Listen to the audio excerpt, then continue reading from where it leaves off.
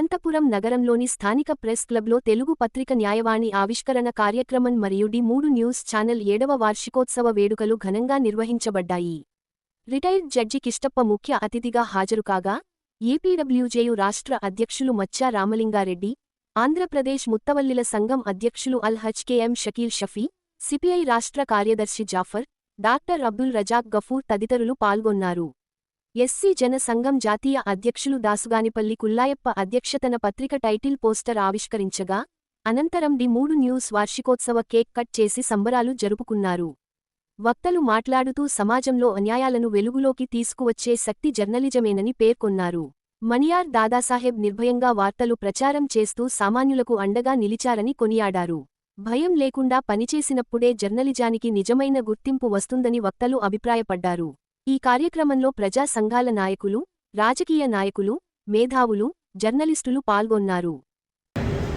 Press అంటే ఇప్పుడు కూడా మేము చదువుకునే రోజులు కూడా ఉద్యమకారులు ఏఐఎస్ఎఫ్ వాళ్ళే ఈ యొక్క ప్రజాశక్తి ఇటువంటి పేపర్సే సమస్యలను ముందుకు తీసుకొచ్చి సమస్య పరిష్కారం కూడా ఆ పేపర్లో వస్తేనే సమస్య పరిష్కారం అయ్యే రోజులు. నవ్వుల రామారావు కాశీపతి గారితో నాకున్న సంబంధాలు, వాళ్ళు రాసిన వార్తలు కానీ వాళ్ళ ఉన్న నిజాలు కానీ ఈరోజు మనం ఒక్కసారి గుర్తు చేసుకోవాల్సిన సందర్భం ఎంతైనా ఉంది. నవ్వుల రామారావు గారు ఆంధ్రపత్రికకు ఇక్కడ ఒక విలేకరిగా కరెస్పాండెంట్గా ఉన్నప్పుడు మేము విలేకరిగా మా ఫోటోలు తీసుకెళ్తే ₹3 ఇచ్చి రిజిస్టర్ క్లోజ్ చేస్తే అది 4 రోజుల తర్వాత 5 రోజుల తర్వాత వాళ్ళ హెడ్ ఆఫీసుకు పోయి ఆ వార్త 6వ రోజు 5వ రోజు ప్రచురించే రోజులు. ఆ రోజు ఈ రోజు ఆర్టిఫిషియల్ ఇంటెలిజెన్స్ వచ్చింది, యాప్స్ వచ్చినాయి, ఇంటర్నెట్ వచ్చింది, యూట్యూబ్ వచ్చినాయి. చిన్న పత్రికలు ఎంతో దోహదపడుతున్నాయి మన సమాజానికి ముందు తీసుకెళ్లడానికి, సమస్యలు ముందు తీసుకెళ్లడానికి, సంఘ విద్రోహుల యొక్క దుష్కర్మలకు వాళ్ళ యొక్క పనులకు అడ్డుకట్ట వేయడానికి ఈ రోజు మీడియా ఎంతో ఉపయోగకరంగా ఉంటుంది. మేము చూస్తున్నాం కలెక్టర్ గారు కానీ వారు కానీ సమస్య ప్రచురించమైతే అది చిన్న పేపరా పెద్ద పేపరా అని చూడడం లేదు. సమస్య పైన మార్క్ చేసి వెంటనే సంబంధిత అధికారులకు మార్క్ చేసి ఈ సమస్య యొక్క రిపోర్ట్స్ ఇవ్వండి అని చెప్పి మరి మరుసటి రోజే ఆ సమస్యలు పరిష్కారమైన సంఘటనలు ఎన్నో ఉన్నాయి.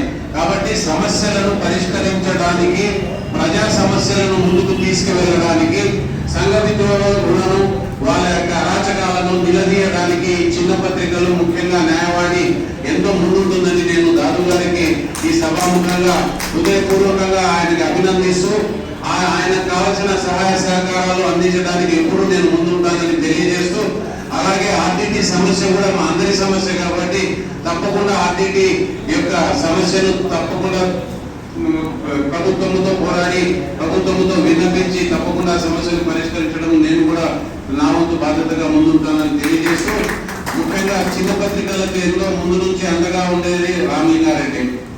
మీకు అడ్వర్టైజ్మెంట్లు కూడా ఐఎన్టీఆర్ వాళ్ళు ఇవ్వలేని రోజుల్లో కొట్లాడి మా చిన్న పత్రికలకు బడ్జెట్ ఇవ్వాలా, మీరు కూడా ప్రచురిస్తున్నాం, మా రీచ్ కూడా ఉంది, మా కూడా ఇది సర్క్యులేషన్ ఉందని చిన్న పత్రికలకు బడ్జెట్ కేటాయించిన, ఉమ్మడి రాష్ట్రంలో బడ్జెట్ కేటాయించిన ఘనత కూడా మచ్చా రామలింగారెడ్డికే చెందుతుందని తెలియజేస్తూ, మరొకసారి ప్రజాపత్రిక న్యాయవాది దాదు గారికి అభినందనలు తెలియజేస్తూ అవకాశం ఇచ్చిన పెద్దలందరికీ ధన్యవాదాలు తెలియజేసుకుంటున్నాను.